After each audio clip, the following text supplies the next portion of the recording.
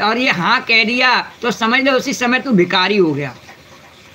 क्यों कि जो पुरुष हाँ मैं दूंगा ऐसा कहता है वह धन से खाली हो जाता है। जो याचक को सब कुछ देना स्वीकार कर लेता है वह अपने लिए भूख की कोई सामग्री नहीं रख सकता।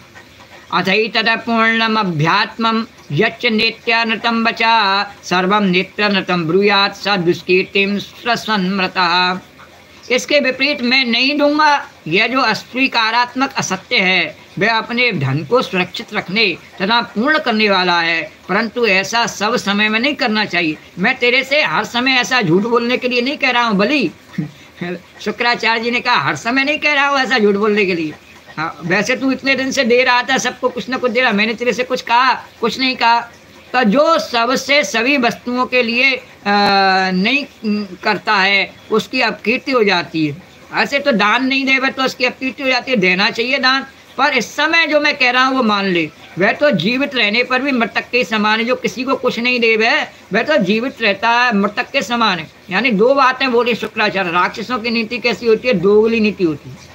जब दान देना सही है और दान देने से व्यक्ति को भगवान मिल जाते हैं तो सब कुछ दान दे देना चाहिए। पर शुक्राचार्य जी कह रहे नहीं नहीं, दान तो देना चाहिए, नहीं तो दान नहीं देवे तो उसकी अपकीर्ति होती है। हाँ, तो दान तो देना चाहिए पर सब कुछ नहीं देना चाहिए। ऐसा नहीं देना चाहिए कि अपने शरीर के कपड़े भी उतर जाए, ऐसा दान नहीं देना चाहिए। तो इसलिए दोगली नीति का उपदेश किया। राक्षसों की नीति दोगली नीति है और इसी पर आज के युग में हम सब चलते हैं। बोले दान तो करते हैं पर ऐसा दान नहीं कर सकते कि कोई कुछ भी मांगने आ जावे हम उसे दे दें। बोलो द्वारकाधीश भगवान की जय। और जब तक हम ऐसा दान नहीं कर सकते हैं तब तक हम बलि की तरह से भगवान को प्राप्त भी नहीं कर सकते हैं। बोलो द्वारकाधीश भगवान की जय। तो शुक्राचार्य जी ने कहा कि नहीं ऐसा कर, तुम मना कर रही। अरे स्त्री सु नर्म विवाहे चा भृत्यर्थे प्राण संकटे और गो ब्राह्मणार्थे हिंसायाम नानृतम जुगुप्सितम। बलि ने कहा अरे मैं झूठ कैसे बोल लूँ? तो शुक्राचार्य जी ने कहा देख, स्त्रियों को प्रसन्न करने के लिए ये मैं तुझे झूठ बोलने की उदाहरण दे रहा हूँ। कहाँ कहाँ झूठ बोला जा सकता है। बोले स्त्रियों को प्रसन्न करना हो नहीं तो उनके लिए कोई भी बात बना के प्रसन्न कर दो। मैं तेरे लिए भवन बनाऊंगा, ऐसा करूंगा, वो करूंगा, वहाँ घुमाने ले चलूंगा, ये करूंगा। तो ऐसे स्त्रियों को प्रसन्न करने के लिए और बोल देना चाहिए झूठ। और हास परिहास में और हंसी दिल लगी हो रही हो तो उस समय गप हाँकने के लिए कि मतलब चांद पे पहुँच गया।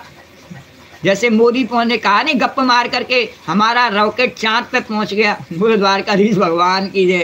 तो उस गप से ही कितना बड़ा बिजनेस चलता है। हाँ, और लोग उससे सब जानते हैं कोई नहीं पहुंचता चांद पे आज तक, पर उस समय मान लेते हैं, देखते हैं हाँ हाँ कंप्यूटर से चित्र दिखाया था चांद पर पहुंच गया। बोलो द्वारकाधीश। ऐसे करोड़ों अरबों रुपयों का गबन कर लेते हैं।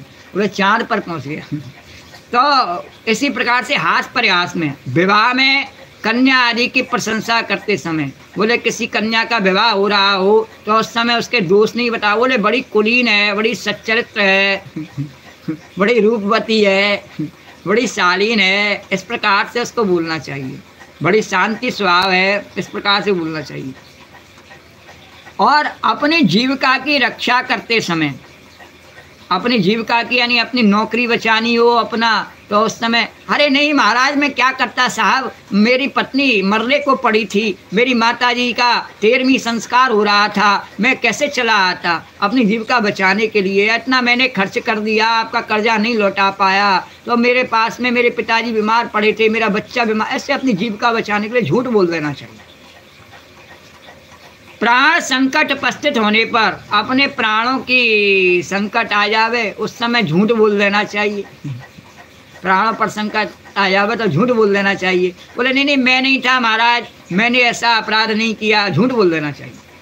और गौ और ब्राह्मण के हित के लिए, गौ और ब्राह्मण का अहित न हो जावे और उस समय भी झूठ बोला जा सकता है। बोले ये ब्राह्मण तो कभी गुटखा नहीं खाता है, कभी व्यभिचार नहीं करता है, कभी झूठ नहीं बोलता है, उसके लिए झूठ बोल देना चाहिए। इसको दे दो महाराज। ये गाय जो है नहीं कभी मुँह नहीं मारती है कूड़े में, ये बड़ी सुंदर गाय है, वो द्वारकाधीश, और झूठ बोल देना चाहिए उनकी रक्षा के लिए। और उतना निंदनीय नहीं है। बोले निंदनीय तो है झूठ बोलना, पर उतना निंदनीय नहीं है। यहाँ भी दोगली बात। शुक्राचार्य जी ने कहा झूठ बोलना है तो इन जगह पे भी निंदनीय है, पर उतना नहीं है। अरे उतना और उतना क्या होता है, झूठ तो झूठ ही है और निंदनीय तो निंदनीय ही है। पर शुक्राचार्य जी की नीति ऐसी है और आज के युग में ऐसी नीति